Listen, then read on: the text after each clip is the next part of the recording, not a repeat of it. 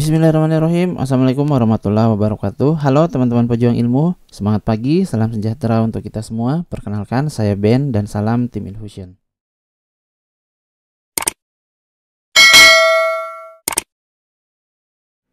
Ya, halo teman-teman, selamat datang kembali di channel Infusion Learning. Pada video kali ini kita akan fokus membahas soal-soal penalaran, khususnya yang terkait dengan penarikan kesimpulan. Kenapa kami membahas ini? Jadi beberapa informasi dari teman kita yang sudah ujian kemarin, mereka banyak menjumpai soal-soal seperti ini.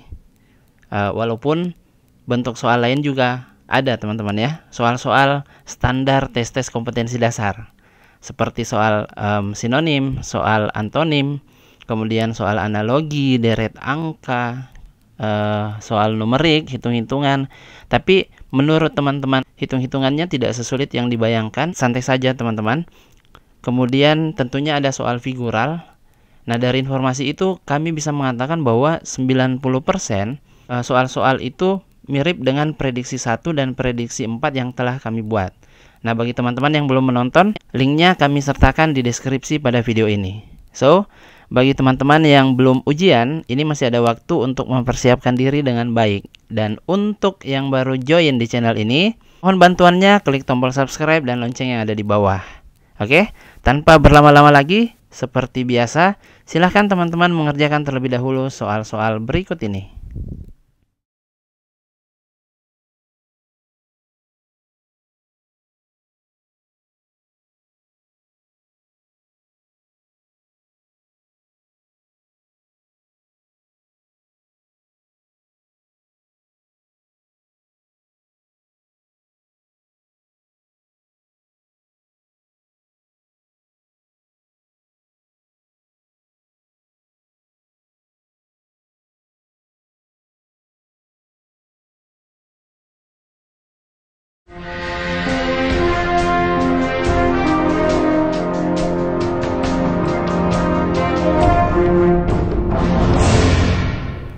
Oke, soal nomor 1 kita diberikan dua premis. Premis yang pertama adalah semua burung bernafas dengan paru-paru.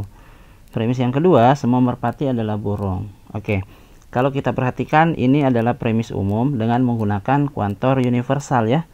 Kuantor universal itu ditandai dengan kata semua teman-teman.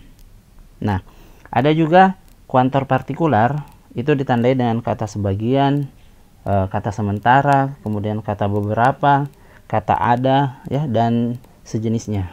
Oke, kalau menemukan soal seperti ini, kedua premis menggunakan kata semua, maka kita bisa meyakini bahwa pilihan yang tepat itu juga menggunakan kata semua. Nah, kalau kita perhatikan pilihan jawaban yang ada, maka kemungkinan yang benar itu hanya Charlie dan Delta. Oke, nah sekarang soal ini dengan logika sederhana sebenarnya bisa kita jawab. Logikanya seperti apa? Jadi premis pertama kan mengatakan semua burung itu bernafas dengan paru-paru. Jadi tidak ada satupun burung yang tidak bernafas dengan paru-paru, apapun jenis burungnya. Oke, yang kedua, semua merpati adalah burung. Tidak ada satupun merpati yang bukan burung. Berarti bisa disimpulkan, merpati pasti bernafas dengan paru-paru. Jadi jawaban yang tepat adalah Charlie. Nah, kalau teman-teman punya banyak waktu, untuk lebih meyakinkan, kita bisa menggunakan hukum-hukum penarikan kesimpulan. Jadi, memahami beberapa metode penarikan kesimpulan, itu untuk menguatkan jawaban yang kita pilih. Nah, aturan yang mana yang sesuai dengan soal ini? Jadi, ada aturan semua A adalah B. Ini adalah premis pertamanya. Untuk premis keduanya, semua B itu adalah C. Nah, apa yang bisa disimpulkan? Kalau dapat seperti ini, maka kesimpulannya adalah kita ambil yang ujung-ujung. Artinya yang sama ini bisa kita abaikan. Jadi kesimpulannya adalah semua A itu adalah C. Nah, sekarang kalau kita perhatikan soalnya, kata merpati ini kita bisa misalkan sebagai A. Burung ini kita misalkan sebagai B. Oke, berarti burung yang ada di atas itu juga adalah B. Bernafas dengan paru-paru itu adalah C.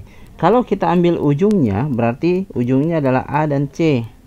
Nah, kalau disusun kalimatnya dirangkai, dia akan menjadi semua merpati bernafas dengan paru-paru. Jadi jawaban yang benar memang adalah Charlie. Oke, untuk soal ini sebenarnya juga bisa lebih mudah. Kalau kita melihat ada kalimat yang sama begitu, bisa kita coret. Ada metode seperti itu. Nah, untuk soal ini kita bisa coret, ini ada kata burung, ya. Oke, sama-sama ada burung dari kedua premis itu, kita coret.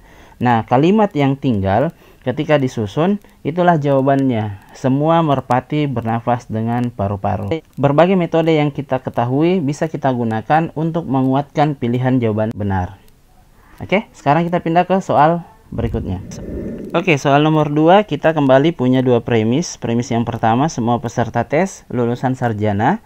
Premis yang kedua, sebagian peserta tes itu sudah bekerja. Nah, kedua premis ini jelas premis yang berbeda, karena yang di bawah ini adalah premis partikular menggunakan kuantor partikular, sedangkan yang di atas menggunakan kuantor universal. Jika teman-teman menemukan soal seperti ini, tenang saja ya, satu menggunakan partikular, satu universal, maka teman-teman bisa meyakini pilihan jawaban yang tepat adalah yang menggunakan kuantor partikular, yang menggunakan kata sebagian. Nah, kalau kita lihat pilihan jawaban yang ada, maka kemungkinan jawaban yang tepat hanya ada dua, delta atau error. Nah, sekarang bagaimana cara menjawabnya? Caranya begini. Semua peserta itu lulusan sarjana. Tidak ada satupun yang tidak sarjana. Oke, semuanya. Nah, sebagian dari peserta itu sudah bekerja. Jadi bisa disimpulkan bahwa sebagian peserta itu lulusan sarjana dan dia pasti sudah bekerja. Sebagian saja.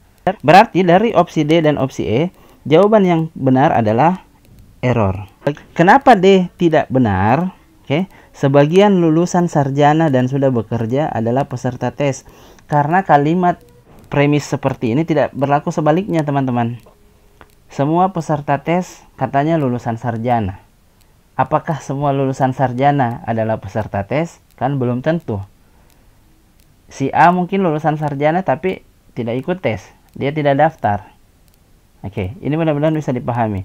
Sebagian peserta tes sudah bekerja, itu maknanya sama dengan sebagian peserta tes belum bekerja. Jadi ketika nanti ada pilihan jawaban yang menggunakan kata tidak atau belum bekerja, itu tidak bisa diabaikan.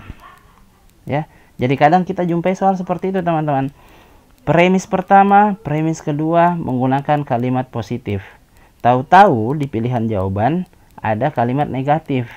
Bukan ada, bahkan semuanya menggunakan kalimat negatif.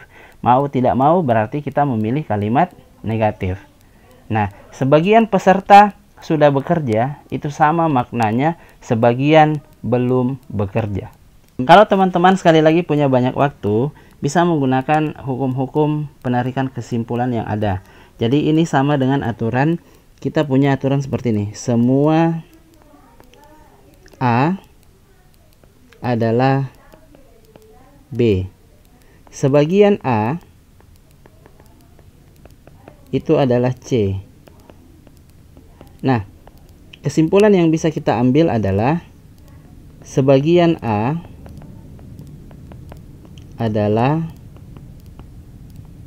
B dan C. Kalau kita gunakan aturan ini kan sudah jelas, peserta tes BUMN itu adalah A, lulusan sarjana ini adalah B, ini adalah A, dan itu adalah C. Ya, berarti yang kita ambil adalah A, ini B, dan C. Berarti benar bahwa jawaban nomor 2 adalah error. Kalau teman-teman punya metode yang berbeda atau punya jawaban yang berbeda dengan ini, silahkan sampaikan di kolom komentar, kita berdiskusi, teman-teman. Oke, kita lanjut ke soal nomor 3. Oke, soal nomor 3 ini lumayan gampang. Jadi, jika binatang itu kuda, maka binatang itu berkaki 4. Ternyata binatang itu berkaki 2. Nah, kira-kira kesimpulan apa yang bisa kita ambil? Oke, teman-teman, mudah-mudahan masih ingat. Di dalam logika, kita kenal istilah modus tollens. Ya. Apa itu modus tollens? Jadi kalau kita punya implikasi jika P maka Q, seperti itu. Kemudian kenyataan yang terjadi adalah kebalikan dari Q, maka kesimpulan yang bisa kita ambil adalah negasi dari P. Sesederhana itu. Nah, ini bisa kita gunakan untuk soal nomor 3, teman-teman. Jadi kita bisa misalkan binatang itu kuda sebagai P, binatang itu berkaki 4 sebagai Q, binatang itu berkaki 2, ini adalah bukan Q. Kenapa bukan? Binatang itu berkaki 4. Kenyataannya binatang itu berkaki 2. Sinonim dengan binatang itu tidak berkaki 4. Berarti itu bisa kita ambil sebagai negasi dari Q. Nah, berdasarkan modus Tholen ini, maka jawaban yang benar adalah negasi P. Nah, P itu apa? Binatang itu kuda. Negasinya atau kebalikannya adalah binatang itu bukan kuda. Jadi jawaban yang benar adalah Charlie. Oke, kalau teman-teman punya cara berbeda, silahkan sampaikan di kolom komentar. Ini sebenarnya juga bisa kita gunakan metode mengeliminasi jawaban yang tidak tepat ya. Jadi pilihan A, binatang itu bebek, dari premis yang ada, dari informasi yang ada tidak pernah dibahas bebek. Walaupun premis kedua mengatakan binatang itu berkaki 2, bukan hanya bebek yang berkaki 2, teman-teman. Jadi opsi A ini harus dicoret. Ya, opsi A ini tidak mungkin benar. Kita pindah ke poin atau pilihan B. Binatang itu kuda. Ini juga tidak benar. Kenapa? Kenyataannya binatang itu berkaki 2. Kalau dia kuda harus berkaki 4. Berarti B juga salah. Sekarang pindah ke bagian E. Binatang itu tidak berkaki 4. Ini jelas salah. Ternyata binatang itu berkaki 2. Bertentangan dengan pilihan E. Kita bisa coret. Nah, sekarang tinggal pilihan D. Binatang itu mungkin kuda. Binatang itu berkaki 2. Apakah mungkin binatang itu kuda? Kan tidak mungkin.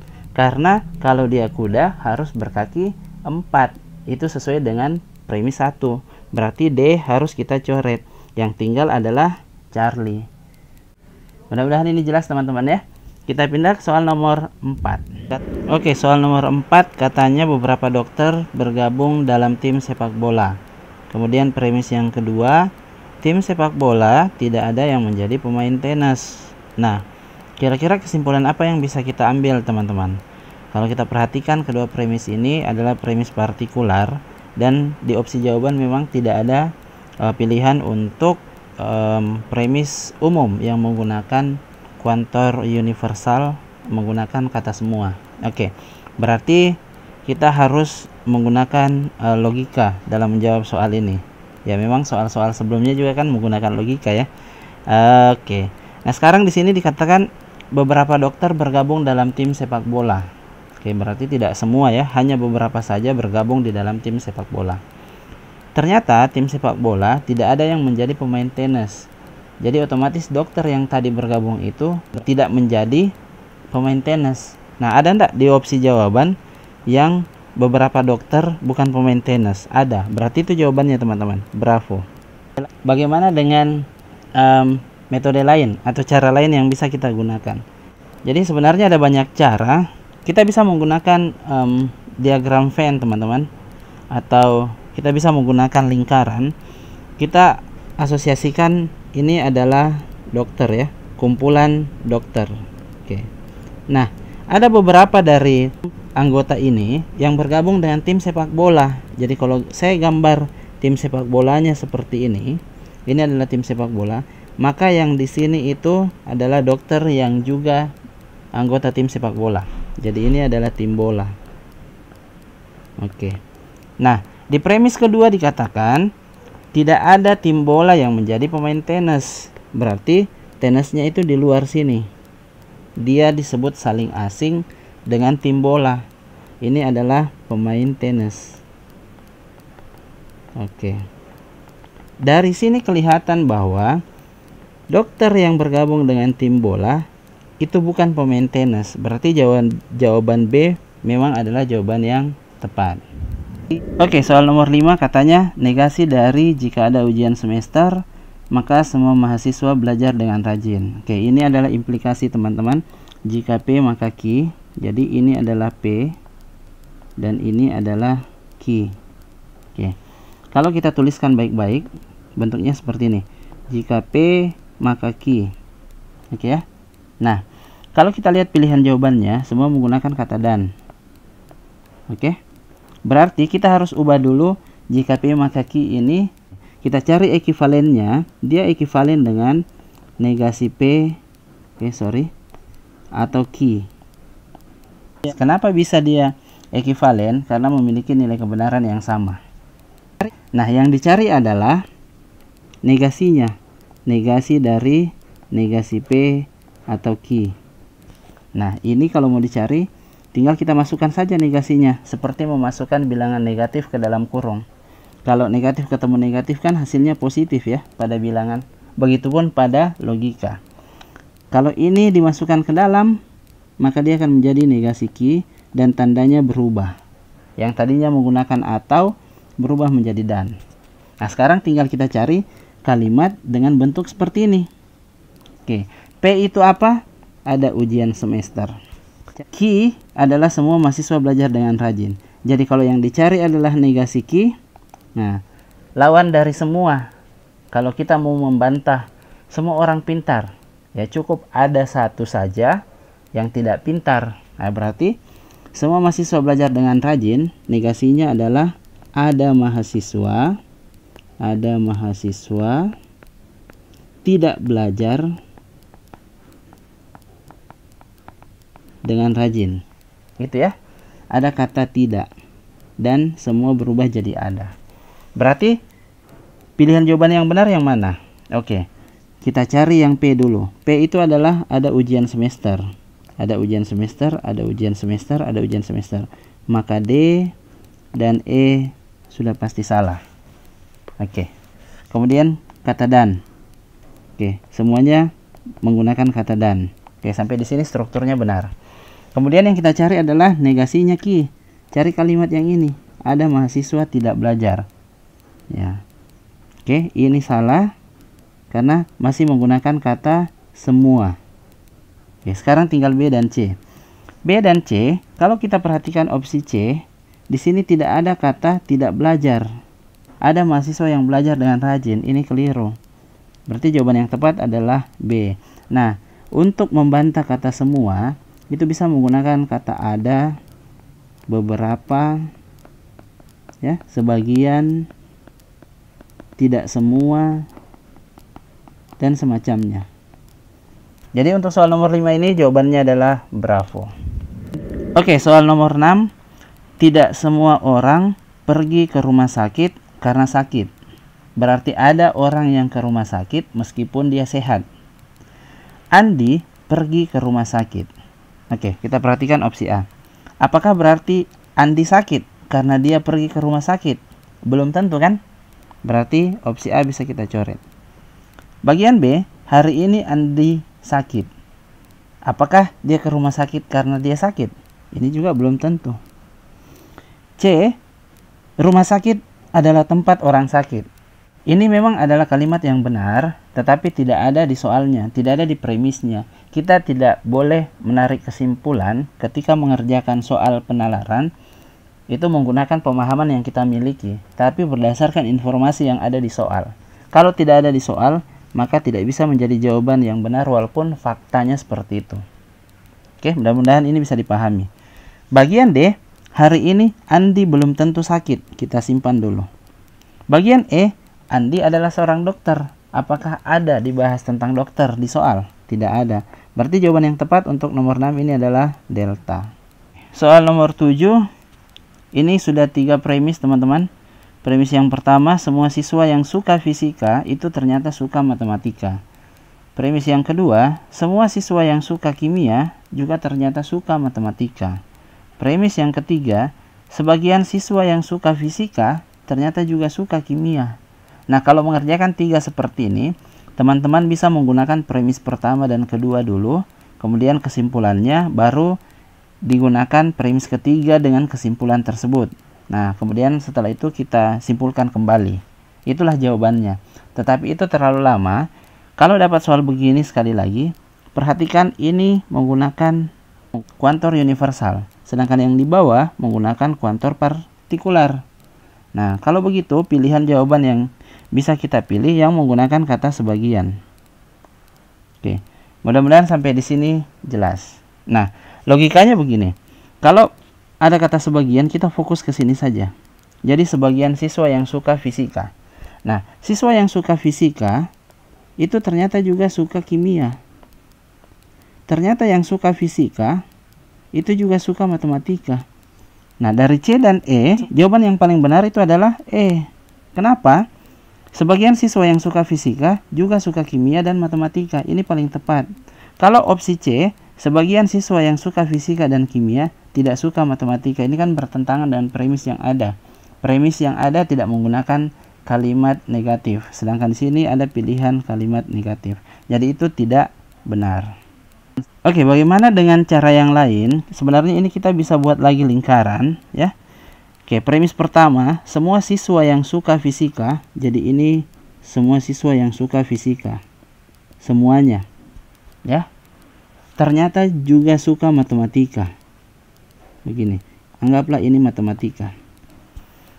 Premis kedua, semua siswa yang suka kimia juga suka matematika. Oke, anggaplah di sini kimia. Ini kimia. Jadi semua yang suka kimia suka matematika. Ternyata sebagian siswa yang suka fisika itu juga suka kimia. Berarti gambarnya harus beririsan. Jadi kita gambar begini. Ini fisika, ini kimia. Ada orang yang suka keduanya. Sebagian saja. Nah, sebagian ini juga suka matematika karena dia berada di dalam matematika. Berarti memang jawaban yang tepat adalah error. Oke, soal nomor 8 kita punya 3 premis. Premis yang pertama katanya Luna adalah seorang customer service. Yang kedua, Luna kalau tidak telat maka ia akan dipromosikan. Yang ketiga, semua customer service itu tidak pernah telat. Sekarang kita bisa pakai dulu yang pertama dan ketiga. Jadi ini saya tulis sebagai premis 1, ini premis 2, ini premis 3. Oke, premis 1 dan premis 3. Luna seorang CS.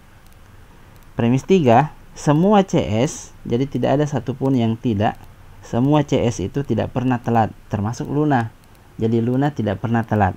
Nah, kalau kita masuk ke premis 2, kalau Luna tidak telat, maka ia dipromosikan. Nah, Luna kan tidak telat, maka harusnya Luna dipromosikan. Jadi jawaban yang tepat untuk soal ini adalah bravo. Oke, itu adalah logika sederhana. Nah, metode lain yang bisa kita gunakan adalah mengeliminasi jawaban. Kita coba bagian A. Luna customer service yang cantik. Tidak ada dibahas di soal tentang cantik. Ini bisa kita coret. Oke, opsi C, semua customer service akan dipromosikan. Tidak semua akan dipromosikan, hanya Luna. Syaratnya harus tidak telat. Memang semua CS itu tidak pernah telat, tapi tidak semua CS dijanjikan promosi. Jadi untuk C ini tidak tepat. Untuk opsi D, walaupun tidak telat, namun Luna belum dipromosikan. Ini bertentangan dengan premis kedua. Ya, premis jika maka Luna tidak telat, maka dia harus dipromosikan. Untuk opsi E, Luna belum tentu dipromosikan. Sudah pasti karena sudah ada di premisnya. Jadi jawaban yang tepat untuk soal nomor 8 tentu bravo. Soal nomor 9 katanya Valdi adalah seorang pekerja. Oke, Valdi menjadi karyawan swasta di sebuah industri. Banyak di antara karyawan industri itu yang malas bekerja. Nah, Kevin adalah teman Valdi. Sekarang kita tinggal lihat pilihan jawabannya. Bagian A, Valdi orang yang malas. Oke, Valdi ini pekerja di sebuah industri di mana banyak karyawan di industri itu yang malas bekerja. Tapi apakah sudah pasti bahwa Valdi adalah karyawan yang malas itu? Belum tentu. Jadi ini bisa kita coret. Nah, yang kedua, Kevin orang yang malas. Oke, Kevin memang adalah teman Valdi, tapi Kevin belum tentu bekerja di industri yang sama dengan Valdi. Berarti opsi B salah. Opsi C, Valdi amat rajin. Tidak disebutkan dia adalah karyawan yang rajin ataukah termasuk karyawan yang malas. Berarti ini juga bisa kita coret. Bagian D, Kevin mungkin teman sekerja Valdi. Oke, Kevin adalah teman Valdi. Nah, bisa jadi Kevin ini berteman dengan Valdi di industri tersebut. Jadi kemungkinan D bisa kita simpan. Jawaban E, teman-teman Kevin semuanya rajin. Kalau teman-teman Kevin semuanya rajin, maka jawaban C juga harus benar karena Valdi adalah teman Kevin. Jadi ini bertentangan. Jadi jawaban yang tepat untuk soal nomor 9 adalah delta. Kalau teman-teman punya pendapat berbeda, bisa kita diskusikan di kolom komentar. Oke, untuk soal nomor 10 ini silahkan dikerjakan. Ini sebagai latihan teman-teman. Jadi selain soal yang sudah dibahas sebelumnya, teman-teman bisa memberikan masukan. Siapa tahu ada pendapat yang berbeda, ada jawaban yang berbeda dengan cara yang lebih meyakinkan. Ya, untuk soal nomor 10 silahkan dijawab di kolom komentar. Sekian untuk video kali ini. Subscribe dan share video-video dari kami. Semoga bermanfaat. Billahi taufiq wal hidayah. Wassalamualaikum warahmatullahi wabarakatuh.